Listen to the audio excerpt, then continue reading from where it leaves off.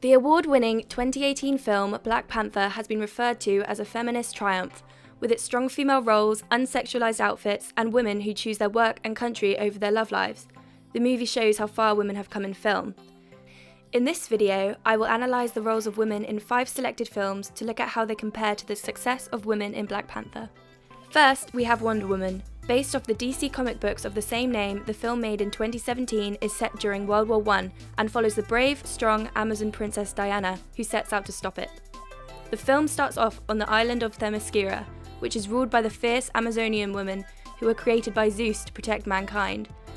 What this island lacks, however, is an equal platform of men and women due to the Amazonians growing up and building their world without the need or presence of a man.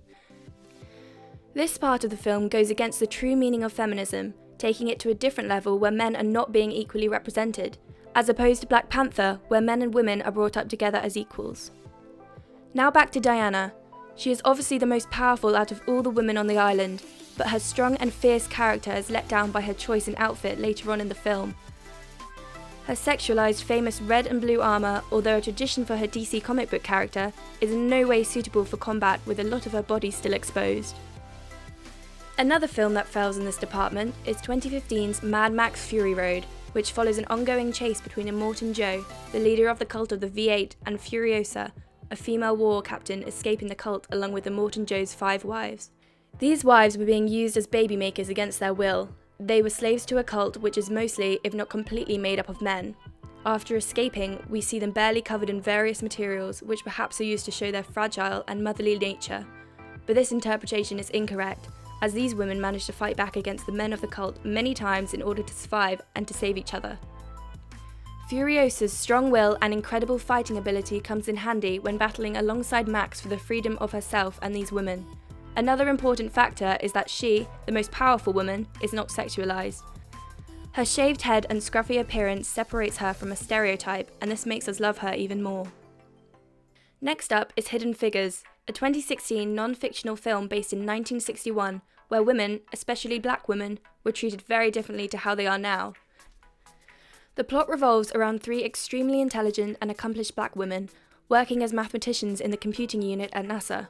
They aren't fully appreciated for their work, and they also struggle to work to the best of their abilities due to the views on gender and race in society. This film is very inspiring, as these women have broken out of stereotypical gender roles at a time when things were a lot more difficult for them, and this fact is made more obvious by the men who seem surprised to hear about their occupations throughout the film. That's something. I had no idea they hired. There are quite a few women working in the space program. Compared to Black Panther, it shows that women in film have come a long way, as now they are given important, influential roles which in society today is seen as normal. What takes the movie even further is that the men end up completely relying on the main female lead, Catherine, who is the only one out of all of them who can calculate the correct coordinates in order to launch and land the rocket. The 2005 film, Hard Candy, is a dark thriller that follows the story of Hayley, a girl who plays the role of vigilante in order to track down and deceive a paedophile to get justice for his crimes. This film reverses the more common stereotype of violence against women in society. Now, instead a young girl is inflicting violence on a man. She is the one in control, and this is obvious from the beginning, as she even manages to make Jeff bow down to her before showing her true colours. Another thing to point out is that the violence isn't sexualised or glamorised for the viewer's enjoyment.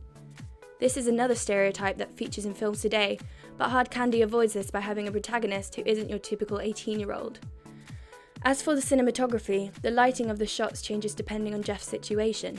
This manipulates the audience into relating to the bad guy and feeling sorry for him. We see everything from Jeff's point of view, including his male gaze. An example of this cinematography is when he's being suffocated with cling film. It's interesting how a change in lighting from warm to cold can manipulate the whole mood of a scene. The 1950s musical Annie Get Your Gun is set in the late 19th century. It revolves around the cheerful, renowned sharpshooter Miss Annie Oakley, who falls for the handsome, egotistical ladies' man, Frank Butler. She decides to change her whole appearance when she is given a career in showbiz, and is overjoyed when Frank finally takes an interest in her because of it. The most disappointing moment in the film is the final shooting match between Annie and Frank after they've fallen out. Annie uses a faulty gun in order to let Frank win so he could keep his dignity and start to like her again. Tell me, can't get man with gun, remember? Yeah, You get man with this gun. In terms of feminism, this film is a flop. It tells women to change everything about themselves if it means impressing others and finding a man. This movie shows that film has come a long way, where once if a woman was tough or violent, it was seen as unattractive. It is now instead a common trait of women in film, and it doesn't matter if it makes them attractive or not.